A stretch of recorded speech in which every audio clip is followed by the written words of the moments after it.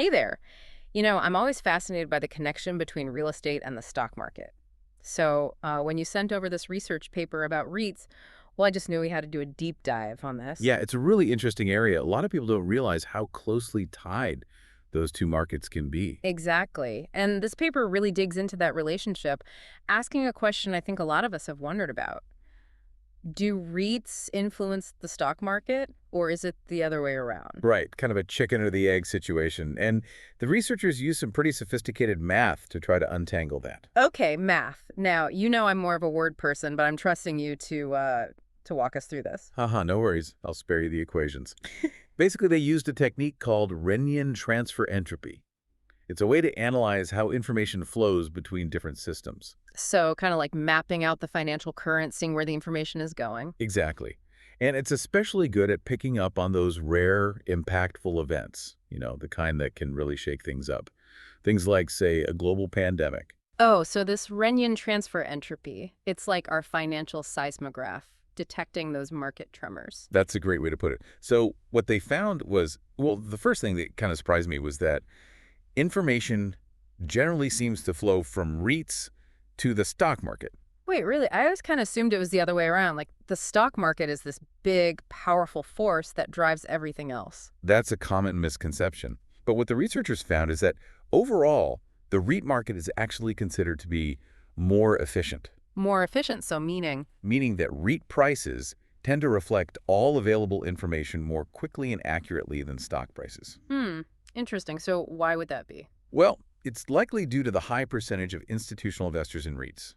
Big players like pension funds, investment firms. These guys do their homework. They're very thorough in their research. Well, they're not just chasing the latest trends or, reacting emotionally to the news.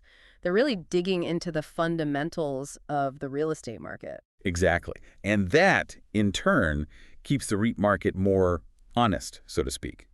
The prices are more likely to reflect the true value of the underlying assets. Okay, I'm starting to get it. So if REIT prices are based on this really solid, up-to-date information about the real estate market, they could actually be giving us an early glimpse of trends that eventually impact the broader economy. Precisely. Which then, of course, impacts the stock market. So even though we might think of the stock market as this all-powerful force, it seems that in this case, it's actually REITs that are subtly guiding the dance. That's fascinating. But does that mean, like, REITs are always the better predictor of what's going to happen in the market? Well, that's where things get even more interesting. There's a twist. A twist. I knew there had to be a catch. The researchers found that during periods of high volatility, think, major market crashes, financial crises like the COVID-19 pandemic, that dynamic actually flips. Really? So when things get crazy, suddenly it's the stock market that's influencing REITs. That's kind of counterintuitive. I mean, isn't real estate supposed to be like the safe haven during turbulent times? The classic bricks and mortar investment. Why would REITs suddenly start following the stock market's lead when things get chaotic? It all boils down to liquidity. Even though both the REIT and stock markets become less efficient during times of stress, the stock market is just so much bigger and more liquid, So, meaning, meaning there are far more buyers and sellers at any given moment. So prices can fluctuate much more rapidly in the stock market. It's like this giant churning sea. and even though REITs are usually sailing in calmer waters, they can't escape those waves when a storm hits. Exactly. In a crisis, everyone's watching the stock market because that's where the action is. And that creates a ripple effect that even reaches the typically more stable world of REITs. This is really blowing my mind. It's like REITs are this paradox. They're stable and informative, but they're not totally immune to the stock market's drama, especially when things get really wild. Yeah, it's a complex relationship. It really is. And it makes you wonder how much this dynamic, this information flow, might be different in other parts of the world. Oh, yeah. This study focused on the US market, right? But what about like Europe or Asia? Right. That's one of the things the researchers pointed out. They acknowledged that this is, a U.S.-centric study, and it definitely opens up a whole new set of questions. I mean, Hmm. real estate and stock markets can be structured so differently from country to country. Yeah, and even like the whole culture of investing can vary so much. Absolutely.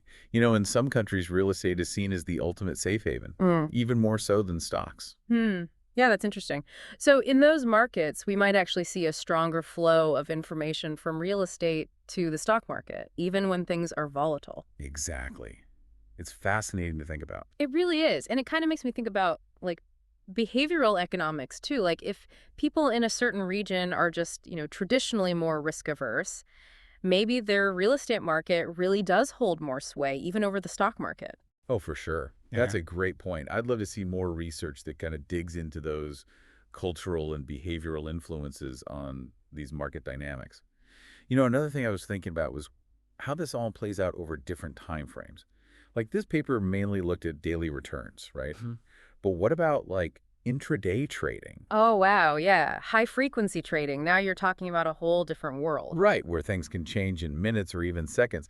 I mean, would the same dynamics even hold up in that kind of super fast environment?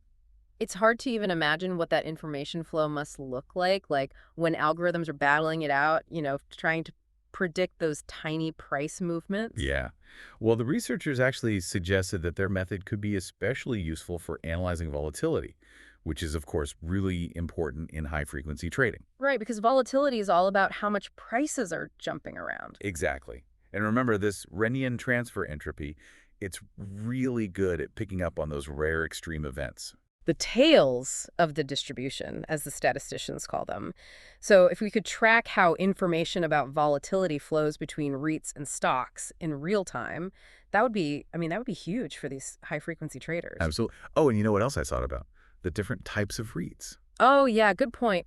This study looked at a broad U.S. real estate ETF as kind of a proxy for the overall REIT market. Right. But if we zoom in and look at specific sectors like retail REITs, office REITs, residential REITs, I bet we'd see some really interesting differences in how they react to stock market movements. Yeah, for sure. Like maybe during a recession, residential REITs are less affected by stock market swings because, people always need a place to live.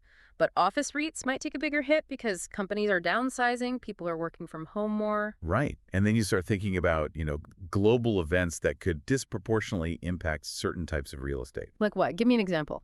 Well, climate change, for one. Imagine, rising sea levels start to really significantly devalue coastal properties. Oh, wow, yeah. Suddenly, beachfront REITs are in free fall. And that sends shockwaves through the whole real estate sector. And then, of course, that spills over into the stock market. It's like a chain reaction. It really is. Okay, my brain is officially overloaded. We started with this one research paper, and now we're talking about climate change, demographics, technological disruptions. We could go on and on. We could.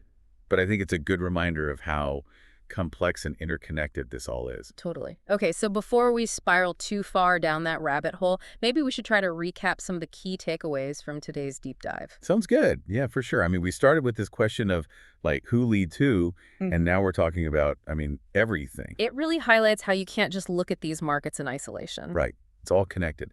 But I think the most important takeaway, at least from this research, is that the relationship between REITs and the stock market is not it's not as simple as it might seem. Definitely not a one-way street. Yeah, more like a two-way street. Or maybe even, I don't know, like a roundabout with multiple entrances and exits. I like that. A roundabout.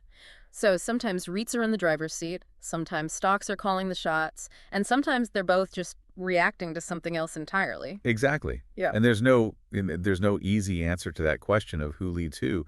It depends, on the circumstances, what's happening in the economy, global events, investor psychology, all of it. So for someone listening to this, someone who's, maybe thinking about adding REITs to their portfolio, what advice would you give them based on, all this new information?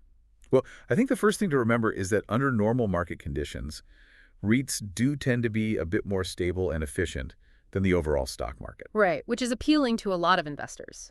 Especially if you're, a little more risk averse. Exactly. But you can't get complacent. You can't just assume that stability is going to hold up no matter what happens. Right. Like we were saying, when a major crisis hits, all bets are off. Yeah, exactly. So it's really important to keep an eye on the bigger picture. Those macro trends that we were talking about, things like climate change, demographic shifts, technology, all that stuff, because those are the forces that can really create those ripple effects. And those ripple effects, they can impact specific types of real estate, and then, of course, they can influence both REITs and the stock market. Precisely. So you got to be an informed investor. Right. Not just chasing the latest trend or following the herd. Yeah, you got to do your homework, understand the fundamentals, and, think critically about how all these different factors, how they might play out. Well, this has been a really fascinating deep dive. We started with this one research paper, and now we're talking about everything. It just shows you how one question can lead to so many unexpected insights. That's the fun part. It is. And on that note, we'll leave you with one final thought to ponder. If this whole dynamic between REITs and the stock market, if it plays out differently in other parts of the world, which we think it probably does, what does that tell us about the global economy as a whole? That's a great question. Yeah, it's something to think about. Thanks for joining us on this deep dive. Until next time.